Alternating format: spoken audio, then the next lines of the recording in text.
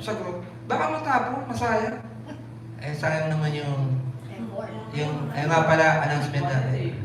Yung ating band, totoo lang, ang price ng 3.5.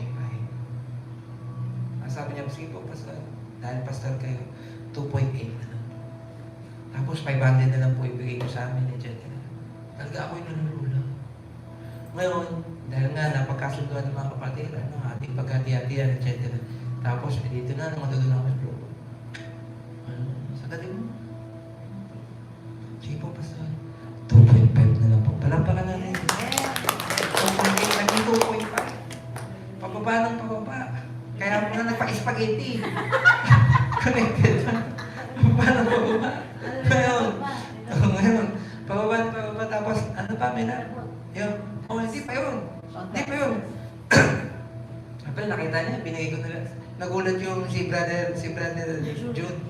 Pasal ba po? Ay, yung mga kaloob ng mga kapatilan. Nagbabayaran kami ng manon-manon doon. Ano ma? From 3.5, naging 2.8, tapos naging 2.5. Hindi pa yun. Dahil na nakita niya nung nangangatong na to si Chairman, no, di ba, walang jacket, bumunot pa ng 50.